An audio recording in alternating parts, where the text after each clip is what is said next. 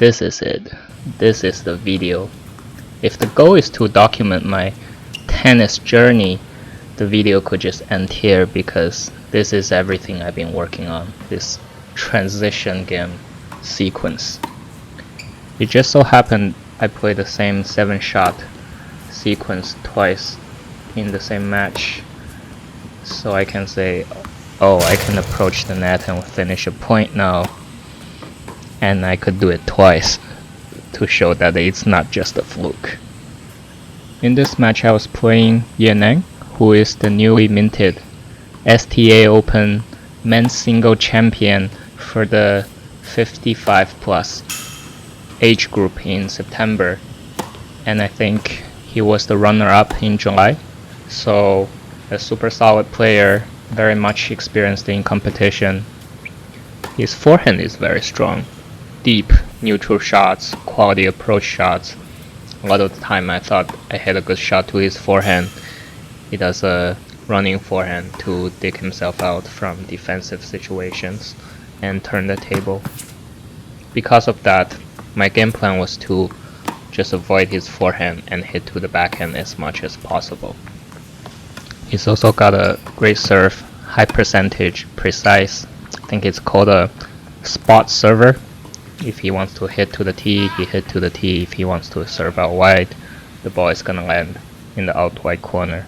It was difficult for me to do anything with his first serve. On the swing vision stats, I saw that between us, the serve speed is more or less the same, but my serve percentage was 55% and his was 70%, plus better placement, so his serve is like way better than mine. I really like how Swing Vision added the serve percentage stat or made it obvious, because previously I just look at the serve speed, it's like, this guy maybe we serve kind of the same, and it's not clear to me how much of the serve was in. So after seeing that my serve percent was like 20%, 15% less than my opponent, it's really helpful to know that, to be able to find out a new blind spot. It was also a very humbling experience. I knew my serve is shit, but I didn't know that it was just over 50% overall shit. That is so bad. But it's not too surprising because I don't spend too much time practicing serve specifically. I do it more now because it has become a more glaring weakness in my game. I just break myself 2 or 3 games each set, no matter who I'm playing. It's just like tennis ad on YouTube once said, it's not fun to play tennis without a big serve, and I fully agree with that.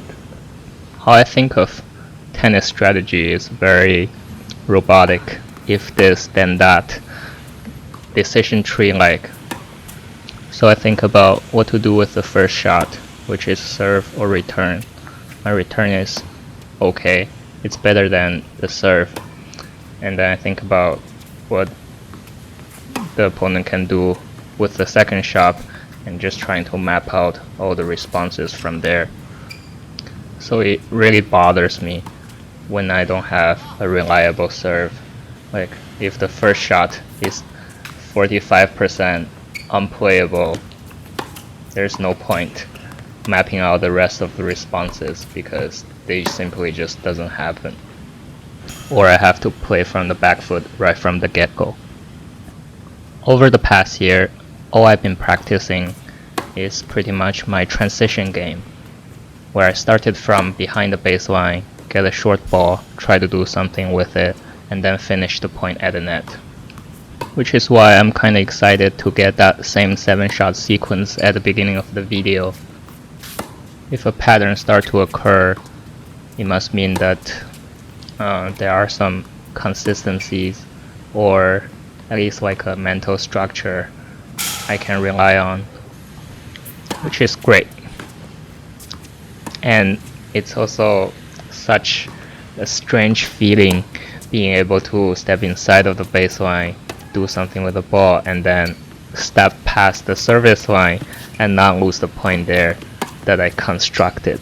It wasn't always like this. It used to be that if I don't send the approach shot long, I would think all my volleys and hit the overhead into the net. I still do, but now I have some ideas on what I should do at the forecourt. Not panicking or hyperventilating. Feels good, man. Ever since I started to play tennis, my first goal was always to learn all the shots. I started to learn tennis in high school for about half of the year. Took 1 hour lesson on Saturday and Sunday, and that's nothing else besides that. And then for the next few years in college, grad school, I played on and off, not regularly, and not really improving until the spring of 2021. Back then, I was just trying to find some outdoor activities to do during COVID time. And the thing is, I can only snowboard in winter, and for the rest of the year, I can go hiking or do some water sports, but that's not an everyday thing, that's more of a weekend thing. So I started to play tennis again, taking lessons, hitting regularly, try to play some points with others. From there, I try to build, the backhand, the serve, volley overhead, and some other niche shots. I've yet to learn how to hit a behind the back tweener and a really crisp backhand smash. The basic shots I can do, maybe not very well or technically sound, but I can keep the point in play. Evidently, that's good enough for me, so around May last year, I started to play more matches. I signed up for this Sita ladder and later try to play some STA matches. I'm still of the opinion that tennis is mostly a game of execution. The strategy part of it is pretty straightforward, even at the high level. We're not playing 4D chess here, we're not pulling any big brain moves most of the time. There's this essential tennis video that talked about how before you reach 5.0 level, NTRP 5.0, you should just focus on fundamentals and keep hammering the point over and over again. The way he talks about it makes tennis really sounds like a really boring sport, but I agree with the point that you should just focus on executing the basic stuff. Even when we look at pros play, most of them are just trying to achieve a good level of consistency, eliminate errors. Some players like Monarino doesn't even want to know who his opponent is, he just plays. And in the case that player do prepare for the opponent, it's something in the line of he likes to return from deep behind the baseline, so I should do more slice serve, and that's about it. That's literally some tennis commentator said about Sinner's game in Beijing Open, by the way. He played the most tactical match of his life because he served out wide more on the due side and played the serve +1 really well. So that's my opinion, that tennis can be very taxing physically and mentally, but not intellectually. Which is good, by the way. It's good not having to hear all the noises in my head some of the times. My theory is that the reason that tennis strategy is not super deep is because it has a lot of reset. Within a point, you can play it or construct the point a certain way to build on your advantage, but after each point, it's a reset. After each game, each set, you take a break, reset everything. So there's no win more mechanic snowballing your opponent game after game, or there's no comeback mechanic. You just play a certain way when you feel like you're behind. Essentially, you just need 4 games plan, for the combination of serve, return, do side, add side. And the rest is battling human conditions, either against the opponent or within ourselves. I guess this is why in interviews, tennis players are always talking about how they're just trying to focus on the ball, focus on the point, and if someone dare to ask them, what are you gonna do for the next match? Almost like a script, everyone would say, nothing special, I'll deal with it one at a time. I'm just trying to focus in the moment. That always seemed interesting to me. At first I thought it was some kind of cliche to hide their game plan, but maybe that's it. Maybe that is the game plan, and they got nothing to hide. For this second match highlight, I don't have too much to say except it is with my good old nemesis Yifan, who I still haven't beat in a full match setting yet. I did take a set off him recently, but in this clay court match, I asked him to come to this clay court because I thought the way he played with the long rallies, physical type of game, he would suit clay court very well. I wanted to include a match highlight because I don't play on the clay court that often, so let alone a singles game. So I thought it's interesting to just include it here, just for archival purposes. Even though that this clay court is like what 5% grass on the left side of the double alley. There is also something funky about the condition that day. You know, clay court is usually slower and the ball would bounce higher than a hard court, right? But that day when I played in the morning, I think it rained overnight. So there's this layer of dry clay on top and it's very wet underneath. And for some reason the ball doesn't bounce high, it bounced like lower than I expected. And it's slow and low. So that was kind of strange. And I look it up online. It says if you play with a lot of topspin, the ball will bounce up higher on the rougher surface. But if you don't play with enough spin, the ball would just not bounce as much as it would on the hard court. So I don't know if that's true. And maybe someone with more clay court playing experience can explain that. Please enjoy the rest of this highlight where Yifan completely killed me and put me in a full body cramp afterwards. It was so hot that morning. I never experienced anything like that. Every muscle group on my body was cramping the entire day. It was unreal.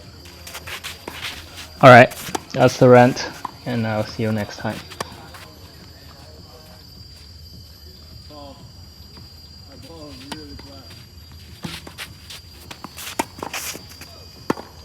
Very different, right?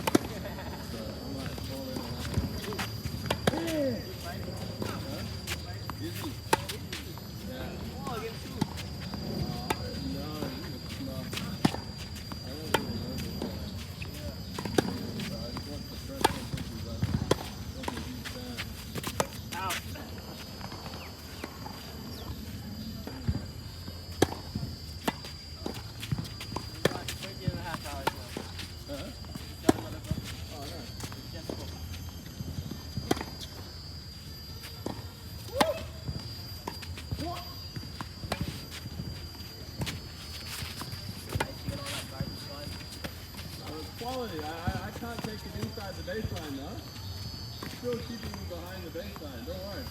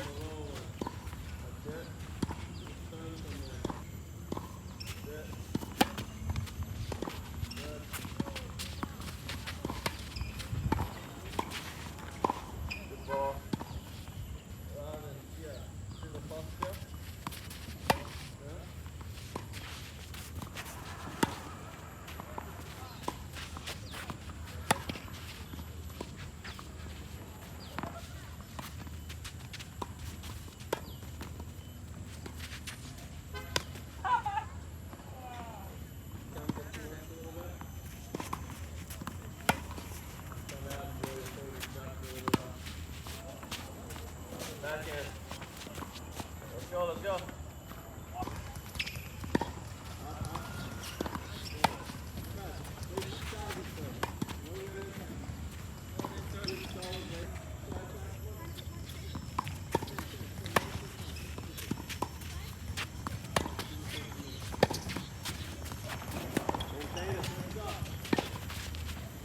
Stuff like that, it's gotta be deep.